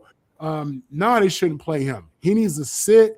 And again, they need to figure something out with this guy, man, because I'm afraid these injuries are going to keep piling up for this guy. Ben, your thoughts? Jaden Daniels. Yeah, and that offensive line ain't the best either. They know that. So the guy like Jaden Daniels is RG3 should have told him it's not a matter of if, but when. When they catch you, yeah, they trying to lay the wood to you. You a problem. You know what you do with a problem? I get rid of it. And the thing about Jaden Daniels is he has a silky smooth game, right? His game is real smooth. He does everything real smooth, real effortless. But when they hit him, they trying to. And if I know we're not going anywhere, and I'm trying to make sure that our franchise quarterback is protected for future years, why is he in there? For what? And Marcus Mariota is a good enough backup. Jaden Daniels don't got to prove anything to anybody. You don't know what type of coach Dan Quinn is now because you ain't making the best decision for your franchise player. You got him out there looking crazy. And I know it's a lot closer to home to RG3 because, you know, he going back to his days in Washington with Jay Gruden, how they didn't take care of him. And for people saying, is it the job of a coach to protect his quarterback? Yes, absolutely. Yep. And if you are the Commanders, you're saying we have a opportunity. Everybody said was Jaden Daniels will take a step back in 2025. And I said, yes, not because he's a bad player, because the team around him don't make sure he take a step back. I mean, dislocated elbow, and you back out there. What you think defender's gonna do? A defender is paid to just get right at that nagging injury. They're gonna swipe at it, hit at it, punch at it. They're trying to make sure. We all walking wounded in the NFL. All of us ain't on the injury report. But if you come on that injury report and I see where you injured, oh, okay. I know what to attack. So yeah, I mean, I would love to say that Dan Quinn is trying to do his best to try to, you know, put him in there, but trying to help him. But what can you do if Jaden Daniels is the most important player on the Washington Commanders? He ain't the only player. There's a bunch of players out there walking wounded. There's a bunch of players hurt. So they say, look, man, if you got to do it, they got to do it. Sometimes we pay you to go out there. And that offensive line, I think it's ranked like 20 or something. They ain't got a good old line. So he's gonna get hit. Now it's how often he gets hit and where they hit him at. Because Jaden Daniels is built real similar to like a Lamar Jackson. They built real similar. You got to find out. The NFL, man, you better get you some steak and some potatoes, young man. You better start eating some peanut butter. You're going to have to get bigger than that because you ain't going to make it. Because RG3 was Rookie of the Year, right? RG3 took the NFL by storm, right? And you know who caught him? Haloti Nada. That's who caught him. A 350-pound D tackle. His legs swung around. He was never, ever the same player. So, hey, man, get you some vegetables in your system, youngin. You're going to need them because I know you want to be slim like a model, but you play football. So we'll see. And sticking on the quarterback position, what happened in the Cleveland Browns and Tennessee Titans game? First and foremost, Shedeur, was starting to show signs of why a lot of people were very high on him. He's the only quarterback in NFL history, let alone the Browns, with a 300-plus yard passing game, 3 touchdowns, and a rushing touchdowns in the same game since 1950. So basically, since modern day NFL, Super Bowl, etc., he's the only rookie to ever do that. That being said, first off, obviously, congrats to Shedeur, on the amazing performance. Outduels the number 1 overall pick in Cam Ward in the same process, but we need to talk about Kevin Stefanski because what he did at the end of that game is the most boneheaded, egregious thing I could think you could ever do to a quarterback's confidence, to your team. A lot of fans were calling for an investigation, thinking that he's just purposely trying to blow this game. The first 2-point conversion, you go out there and miss, I get it. But then after Shedeur drives him down on the field, scores another touchdown, Then you go for it again, but you take him off the field. It's like you don't believe in your guy. You're running a trick play. How do you think it's going to work if you don't have your quarterback out there on the field? If you don't have your starting quarterback out in the field, they already going to know something's up. You can try some type of trick play, and the play they called, the execution was terrible. The play itself was terrible, and they lose the football game. Bravo to Shedeur for when they were asking the questions about it. He didn't throw his coach under the bus. He was very complimentary of Kevin Stefanski, as you would expect from Shedeur Sanders. But man, how do you continue to keep this guy around here at point in time? You obviously know Shedeur, Shedeur and Deshaun Watson are going to be going at it next offseason for the number one quarterback position in Cleveland. But the question is do you keep Kevin Stefanski around knowing how he's trying to undermine this quarterback right here? Let's start off with Ben on this. Obviously, me and you talked about a lot about Shedeur Sanders this offseason. Now we're starting to see him shine, and you're seeing stuff like this. How's that making you feel when you're looking at this, Ben? It lets me know that Kevin Stefanski might not be this coach that everybody thinks he is. This is the same Kevin Stefanski that a year after, I want to say that Baker Mayfield won that division and beat Pittsburgh, they traded him the next year. This is the same Kevin Stefanski. People say, well, if he got hired, somebody will hire him in a minute. The job of a head coach is to put my quarterback in the best position to not only win games but build confidence. You ain't doing either. What you take him out the game for? You ain't never done that. Think about this. You've never done that. There's never been a quarterback that you took him out in game time situations. For what? So let me get this straight. Brock Purdy is the starting quarterback for the San Francisco 49ers. They are playing the Kansas City Chiefs to win the Super Bowl. It is 4th and 6 and 4th and goal to go, and you kick the field goal. You're not even going to try to go for we're going to kick the field goal to be safe. They give it back to Patrick Mahomes? Yeah. Who won that Super Bowl? Well, that's Patrick Mahomes. A quarterback said, look, I only build confidence by putting me in situations. So what you taking me out for? Look at a young Shedeur Sanders trying to protect this coach because he knows I still got an NFL future. As much as this man is doing to me for the world to see, I still got to be professional. Shedeur Sanders has been accused of a lot of things. It's never been not being able to play football. We've seen it. Saw it at Jackson State, saw it at Colorado. He could play. That's never been a problem. He's so influential that when the Tennessee Titans are getting turnovers or whatever, why they going up there with their wrist up? Oh, so they even know the Shedeur. They even know this the Shedeur. That's how popular he is. So I'm not surprised that Shedeur Sanders had even the owner coming up to freaking Prime Coach Prime. How you doing, Prime man? He had a good 12, had a good one today. He got the lie because we know how you really feel. I've never seen a situation like this. Owner didn't want him. GM didn't want him. Head coach didn't want him. But now, you drafted him. Love Dylan Gabriel, but you went and got Shedeur in the 5th, and you got Dylan Gabriel in the 3rd. Shedeur Sanders is going to thrive in the National Football League because I think his daddy has took him through the gauntlet and said, look, let me show you everything you could possibly go through. That way when you go through it, you handle it with stride. We're watching the Browns because of one guy. And I love him, Garrett. But you ain't watching the Browns because of it. You watch him because of Shedeur. That's what superstars do. They make you want to watch. Why did you watch Carolina? Who they had? They had this dude named King. Have you watched the Jackson State game lately? No. You haven't. Have you watched the Colorado game lately? No.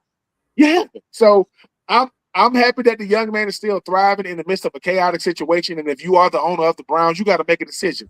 Do I want to have a head coach that is proven to be insubordinate because we pay you to make, grown people decisions in crunch time, and that's stupid.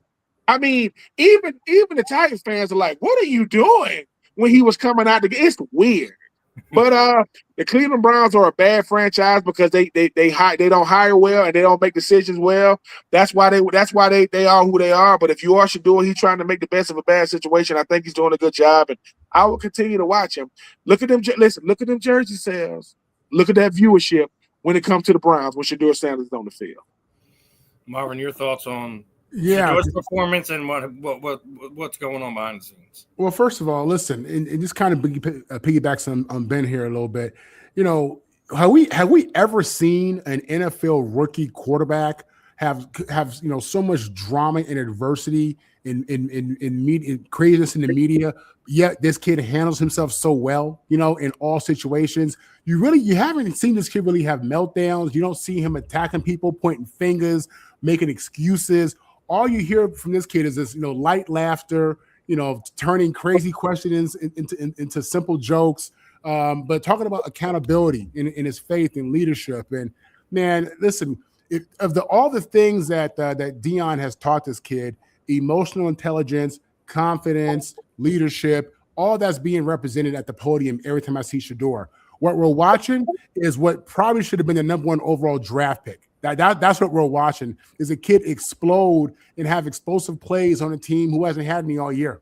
You know what I'm saying? All of a sudden you put him in there, the ball's going down the field. He's leading the team in rushing, 20-yard gains. I mean, listen, with Stefanski, the unfortunate reality is, he's a head coach, former head coach of the year, but with human beings, you deal with feelings, man. And I think there's some ego. I first had an issue with that head coach when after Shedeur's first win, he didn't give him a game ball. No, and he didn't lead off the conversation in the press conference saying congratulations or good job by our rookie quarterback. He was like 5 minutes in before he even acknowledged anything, if at all. So that's when I really realized there's an issue here. You know what I'm saying? First rookie in I don't know how many years for the Browns to win their starting game, and you don't give them a game ball, and you don't lead the press conference off at that when you've had a horrible season, and this is a win, and it's a reason to celebrate, and it's a way to bring the fans together and say, hey, we may have a future. Ego's a real thing, y'all. Feelings is a real thing. When you're dealing with these professionals, don't forget, they human beings too. They catch feelings too. You know what I'm saying? So Shedeur Sanders is balling. All he's done his whole life is ball out. He balled in high school. He balled in Jackson State. He balled in Colorado, and he's balling for the Browns. People, this is what it is. And he handles all of it with grace. And he's grace and maturity. So this kid has a bright future. One of the brightest, most emotionally intelligent young quarterbacks we've ever seen. Ever. You can go to any of them. You know what I'm saying? Like, no one has handled the moment like Shedeur, in my opinion. So, man, I'm a huge fan. All he's doing is making plays, and all he will do is get better. And you were talking about the emotional intelligence. Remember, Jerry Jeudy was having a full meltdown on the sideline with them. Yeah. Not this week, but last week. Right. And didn't get a typical response that you would see when guys are coming at you like that. All he did was just took what he said. He just looked at him.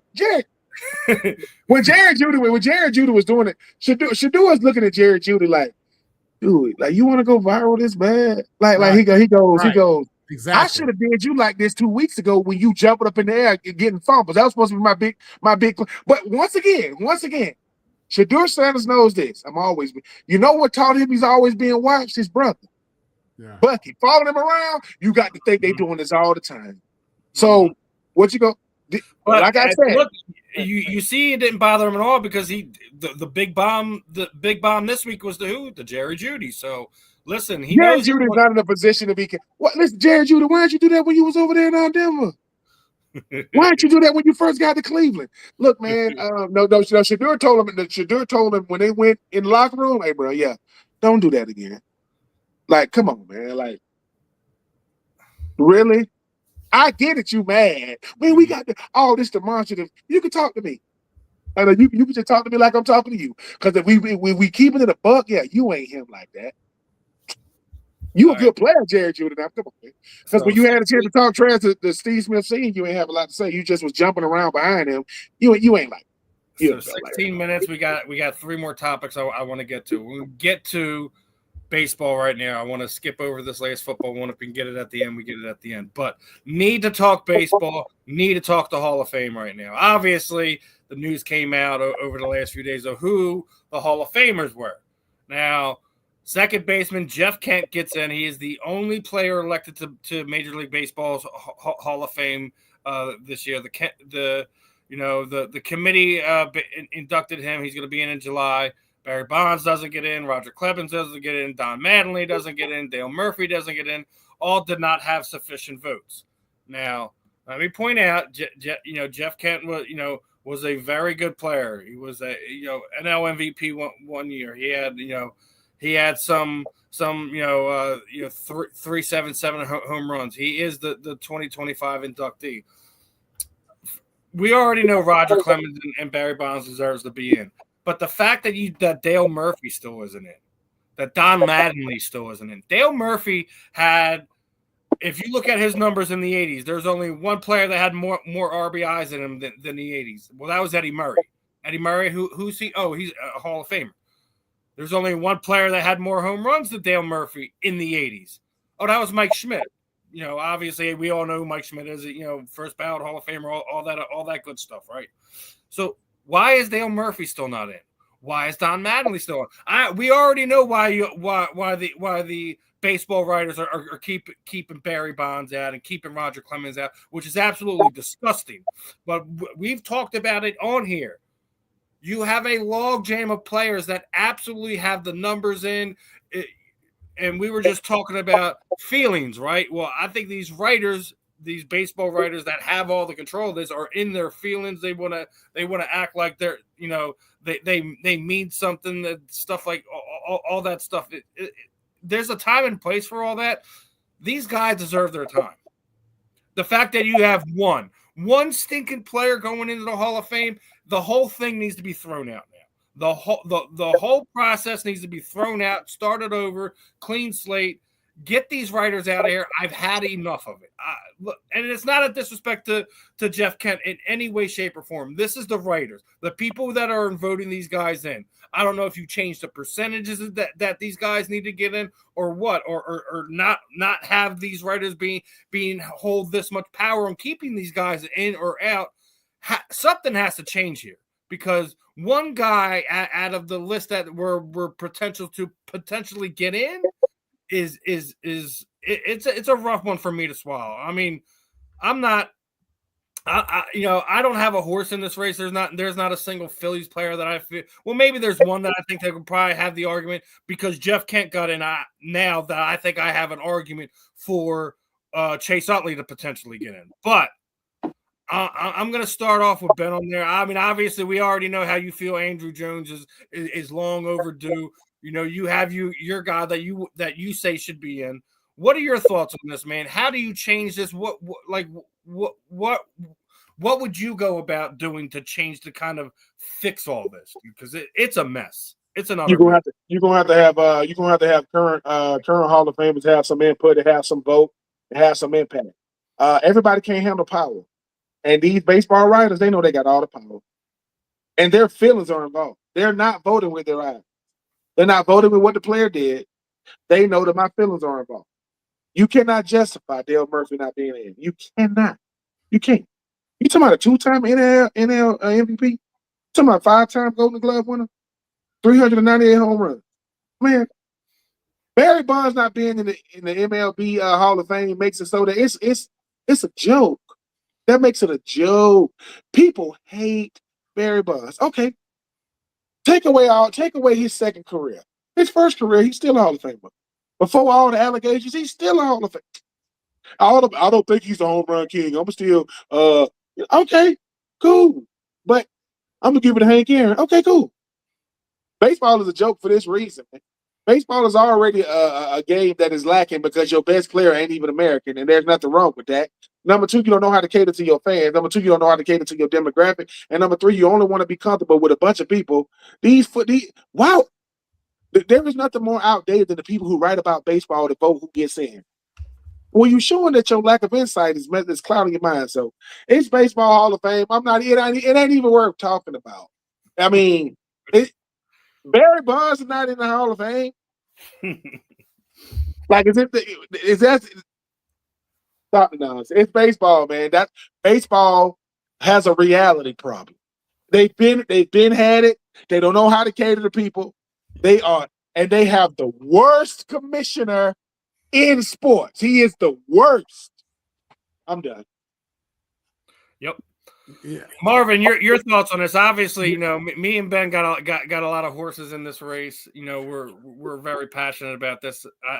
What are your thoughts on this one, brother? Baseball ain't my bag, but I did grow up in LA and New York, and the Dodgers and the Yankees are my baseball teams.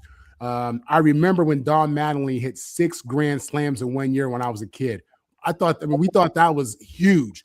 The fact that he's had the career he has the numbers he has, and he did it while on the Yankees, that in itself, I mean, sincerely should put him in the Hall of Fame. Not just on the Yankees. It wasn't even the good Yankees. He missed it. He missed the whole championship run. Yeah, he wasn't a part of that. He was 2 years. I think he retired a year or two before their first championship with Jeter, which sucks. You hate that, but he was a dog out there. He was a high impact player. As one of the guys has posted, I mean, take away Eddie Murray, the best first baseman of the 80s. You know what I'm saying? Exactly. Yeah. Eddie has it right. So no doubt about it, man. What's happening with Donnie baseball is tragic. The day he gets in will be a great day for baseball as well as the New York Yankees organization. He deserves that. Yeah, he definitely does. Listen, Ben's Troupe's on it, and they're going to find out real soon. We're going to talk about it next week. About the baseball's got a real problem looming, and they need to get ahead of it now. And it's not just with the Hall of Fame voting. They got a lot of questions surrounding the league right now. They have to address it very soon. They have a lot of problems going on. It's going to be bad for them if they do not get ahead of it right now. So I'm going to leave it at that. We'll get to that next week. We're talking about it a lot over the last few weeks about where the potential landing spots of Kyle Schwarber. He had a lot of suitors, offer contracts. He does wind up coming back here to Philadelphia. 5 years, $150 million for a 32-year-old Kyle Schwarber, who, for all intents and purposes, him and Bryce Harper hasn't delivered here in Philadelphia over the last 3 years. I think they're going to have to make trades to kind of improve this roster. Yes, they won 96 baseball games last season with dealing with multiple injuries and multiple different positions. I get all that, but I want to get your guys' thoughts on this. Let's start off with Marvin. Do you think a 5 years, $150 million contract for 32-year-old Kyle Schwarber is an overpay for the Philadelphia Phillies? Listen, in a day and age where we are so advanced in sports science, and you're seeing guys, Phillip Rivers, playing at 44, Brady did what he did. Baseball is a physical sport, man. Those guys, it ain't basketball and it's not football for sure. But those guys, they take a pounding. It's weird, but they do. 32 years old, 150 mil. I mean, obviously they believe in this dude, and it's a situation where, again, if he can stay healthy, stay productive, it makes sense. In baseball, that's not. I mean, that's not. Ohtani has changed the whole game in regards to the numbers and how we look at money. You know what I'm saying? I don't want to say it's chump change, but if it ends up being an okay deal for them, it's probably a good deal. Ben, your thoughts? Kyle Schwarber returning to Philadelphia, 32 years old, 5 years, $150 million. How you feeling, brother? I respect it. The year he had last year, you knew the team was coming for him. The Orioles thought they had it too. They were like, God, because they matched it. No, Kyle did his thing last year. And look, baseball is the type of sport to where you reward players as they get older and they play. But some guys play much better as they get older. Kyle Schwarber had a banner year last year. And Bryce Harper loved the fact he's coming back because Kyle kind of takes some of that attention away from Bryce. And you want that. Is Kyle Schwarber the superstar Bryce Harper is? No. Now, last year he was. So, yeah, I'm happy for him. And like I said, age of superstars in baseball is normal. They still rare as well. They rare and normal at the same time. But, yeah, Kyle, he did his thing in 2025. You know me, I don't like to speak, glowingly of these fields. I see what you're doing, Steve. You got me speaking glowingly of these Phillies. It's not allowed in this division. But he did his thing in 2025. He got his money. And hopefully he can continue. I think Marvin make a great point. I mean, the way sports science has definitely changed the game and analytics and how they break players down. It's not Moneyball by no means. No, Kyle went out there and did his thing. And then he did have 4 home runs against the team. I don't really want to talk about that day, but he did his thing in 2025.